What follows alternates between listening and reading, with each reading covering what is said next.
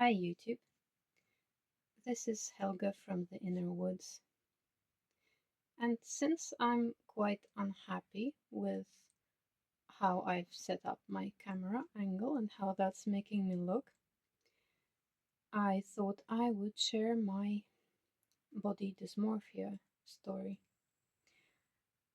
I am autistic with ADHD and CPTSD, and as a neurodivergent person, I suffered from body dysmorphia from around about the ages of 8 to 18, with um, just like remnants of that carrying forward, together with like self-esteem issues, which they were kind of rooted in, um, probably for another 10 years or so, and just glimmers of it after that. So the first point that I wanted to share was that for me, it got significantly better over time. And I am probably going to be taking pauses, so please bear with me. This is the way that I speak when I am trying to formulate my thoughts. And when I make audio recordings, I edit those pauses out, but this is a video. So, on the topic of body dysmorphia that I experienced as a neurodivergent feminine individual,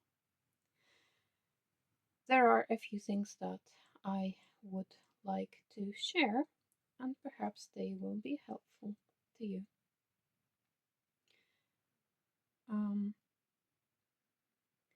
So the first thing that I already mentioned the first thing actually. The first thing is that I am convinced that it necessarily gets better over time. So if it's something that you struggle with, then please know that over time it will get better.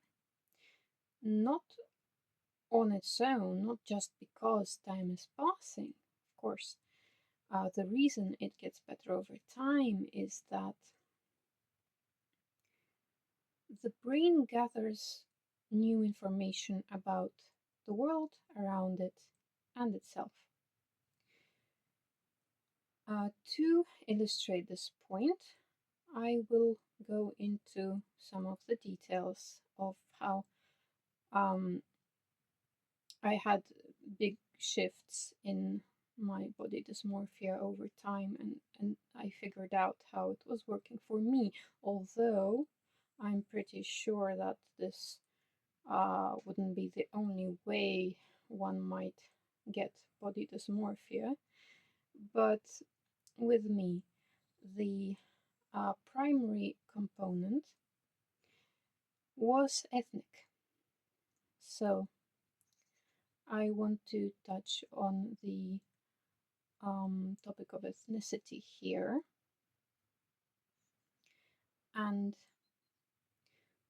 this is how it went down, without going into some details which I would consider personal, such as my specific ethnicity and the ethnicity of the people surrounding me in places where I have lived.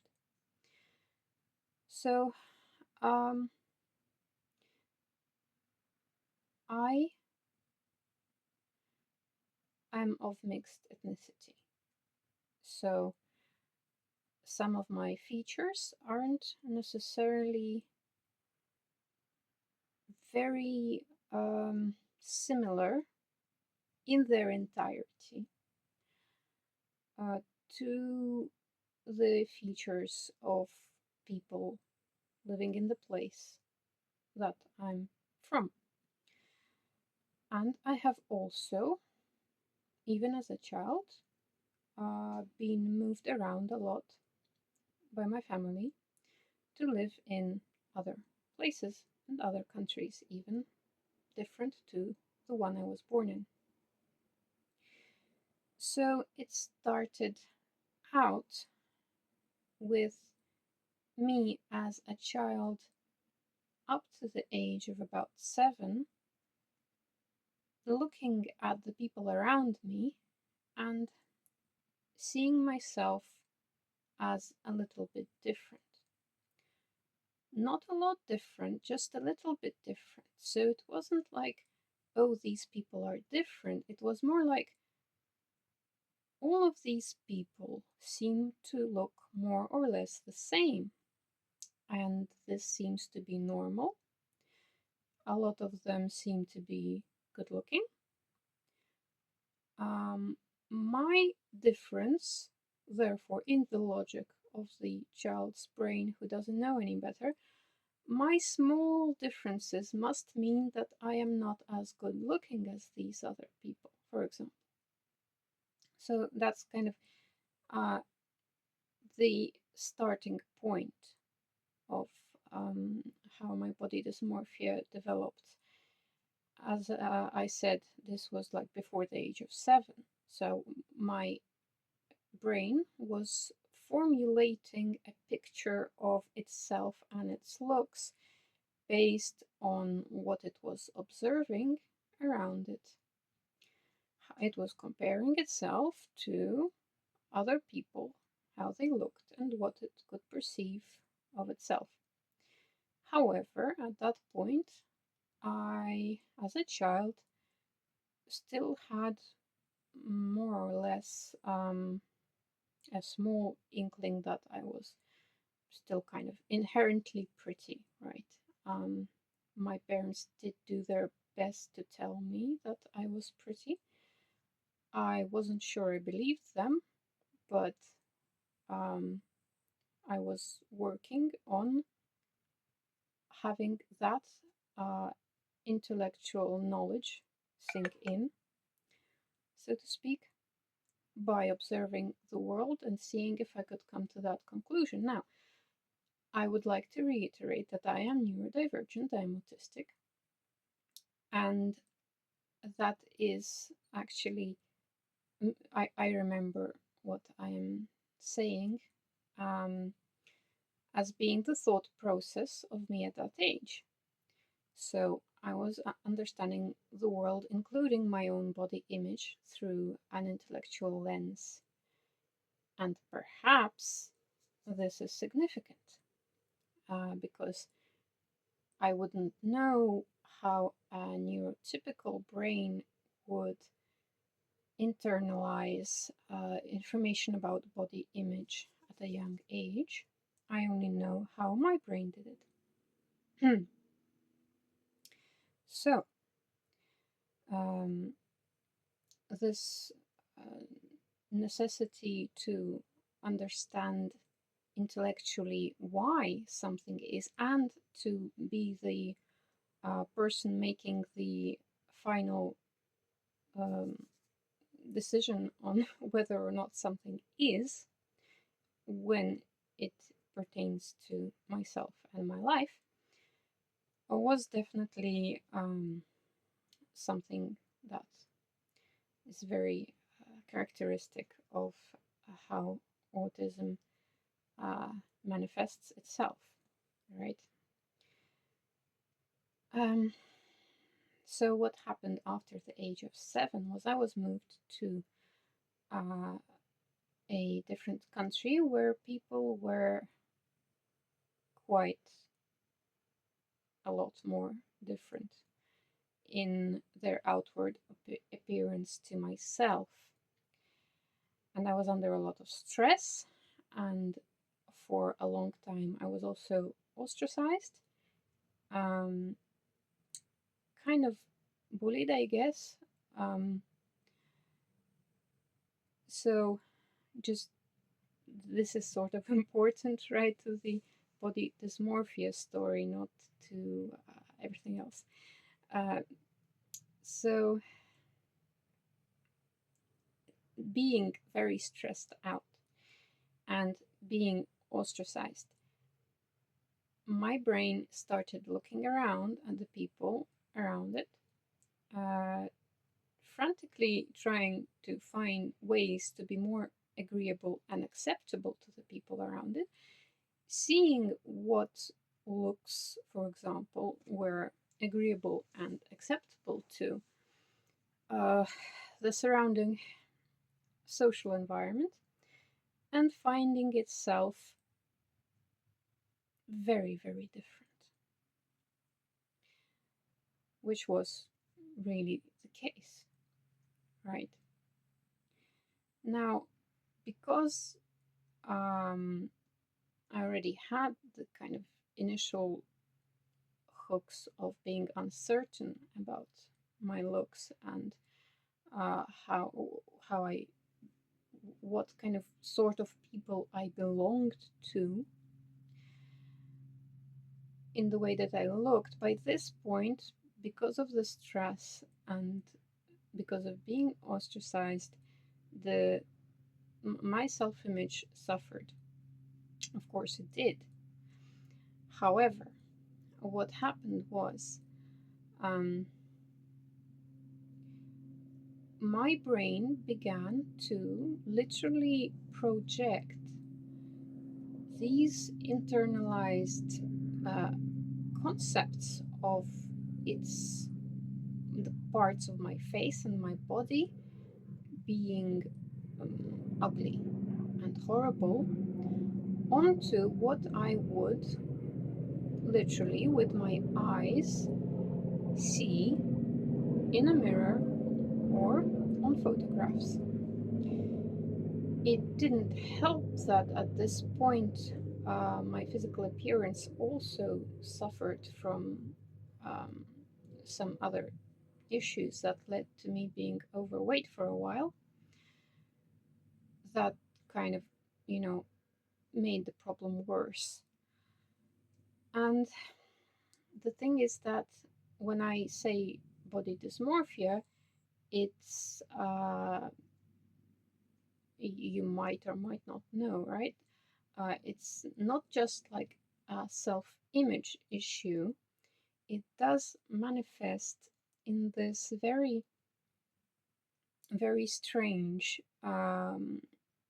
warp in perception where you might look at other people and just perceive them as they are, the way they are, you perceive them, and you don't really think much of it. Well, you may have opinions about someone's looks, I mean, people do, but you just kind of see them as a whole image with these specific, parts of that image. And then when you look at yourself, if it's on the mirror or in the photograph, uh, it's like you're not seeing reality. Your brain starts to just focus on specific pieces of that image of you, warping them. Like your face might even start to kind of, well, I wouldn't say shift or anything, but the proportions would be off. Like your brain would focus maybe on, I know I have pretty small eyes, I think medium to small sized eyes. And so, for example, at that time, as a child, maybe in my early teen years or something, my brain would focus on the smallness of those eyes, right? And somehow that would make, I don't know, the rest of my face stretch out or something. And when I would look at myself in the mirror, I would really see a very ugly picture, like see it with my eyes, which isn't the same as some kind of hallucination or whatever, but it is a weird warp in perception that only manifests when the individual is looking at an image of themselves, because their internal self-image is at this point very damaged. So that was a bit of an explanation, right, of the worst of it.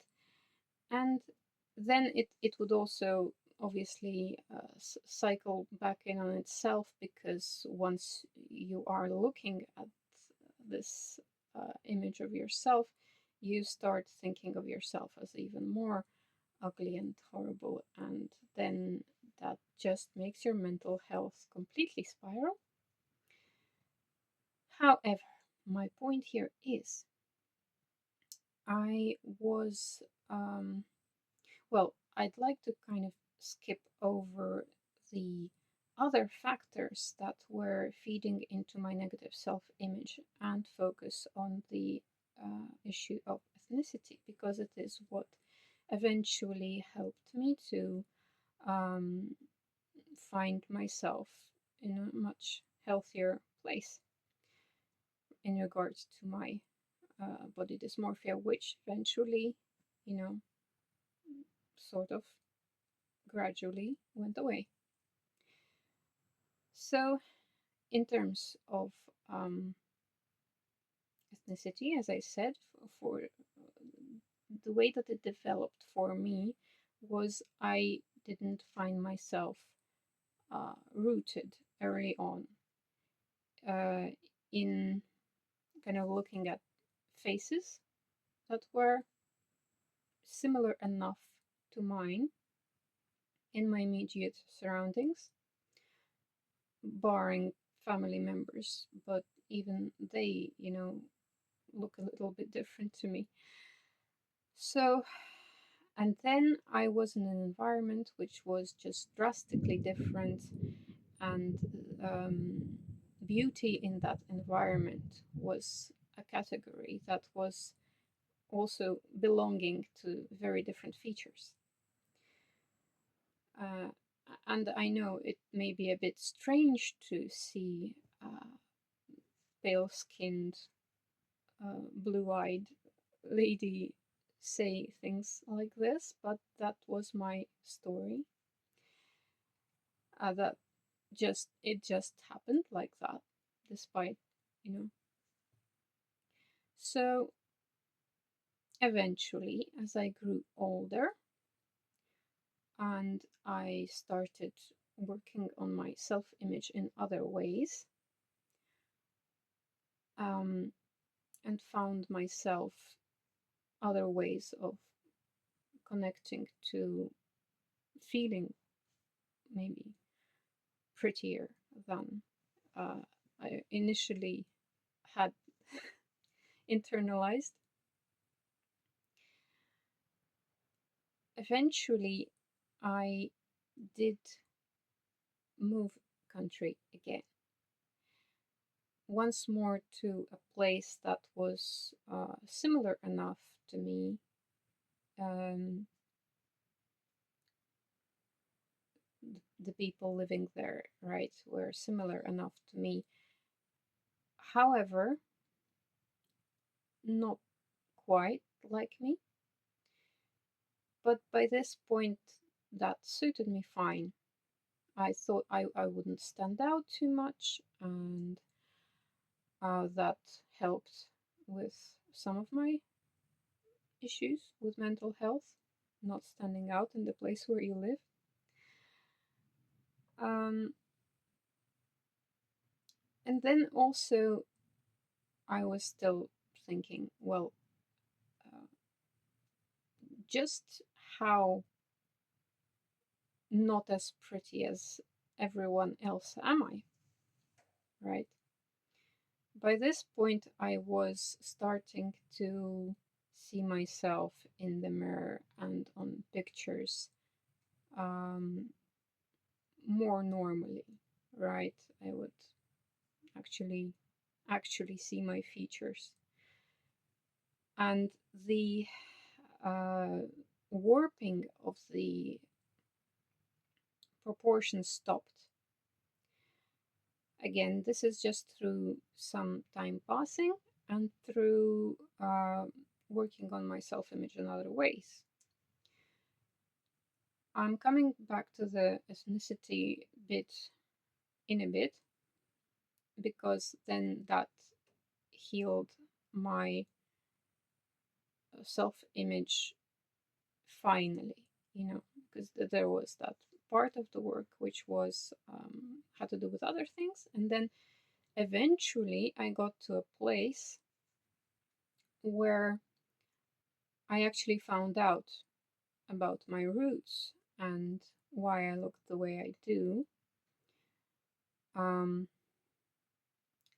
And once I did, I was able to find some ethnic groups. Actually, they were mixed people. I saw some images of some mixed people that were in bone structure very similar to me.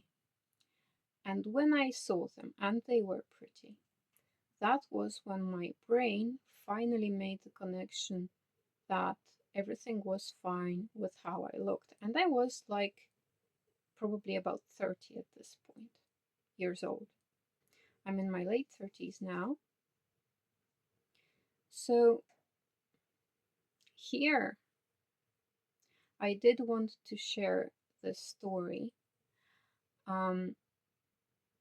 because I think it's quite significant, because for as a neurodivergent person, right, the level to which my brain needs to intellectualize even things like self-image in terms of like my bodily features is very great. And unless I have the information in the outside world to be able to uh, make certain conclusions about where I stand, right, with this, then I wouldn't be able to make the right conclusions. So, in this sense, body dysmorphia will get better over time as you work on your self image from whatever you're telling yourself about yourself, and also as your brain gains information about the outside world, and then, processes that information, applies it to what it is observing in itself, and making some conclusions. Right. So at the end, around the age of 30 years old, I was able to see that I was pretty. Yay me. And it was something that I could see from the different parts of my perception. I could literally see it, finally, like with my eyes, because my brain wasn't warping what it was seeing. And then I was able to understand it, and these two things were linked. I was able to understand it through seeing examples of people with similar descent to me, with similar bone structure, uh, and finding that these people were very agreeable and there was also nothing wrong with them. But, through being pulled out of the contexts where this information would have been available to me early on, I developed this very distressful condition. So that's my story, and I hope that it might be helpful. The way that I see that this particular aspect can be practically applied to someone who has some level of body dysmorphia would be to understand that the brain hasn't got enough information yet about yourself and where you stand in the world. And that's one of the issues. There are a few other issues, of course. There's, negative self-talk and all that. Different story for another day. But it would be very beneficial. Like, I probably not everybody has a story like mine where they're not growing up in a context where people don't look like them, and also maybe not under so much stress, right? However, giving your brain information about people who have similar descent, similar ethnic backgrounds, and especially if someone is mixed, because that's what messed me up in particular. Like, I'm not exactly like them, so that must mean something's wrong with me. So just really looking for it, because now we have online, we have access to just an insane amount of information, and looking up pictures of good-looking people with a similar ethnic descent might actually bring you to find examples of people like that. And then your brain can make the connection. That's also okay. That exists in the world. And it's actually pretty for that. It's a form of pretty. It's a form of pretty that you can then claim for yourself. Again, I hope that was helpful, and thank you for listening.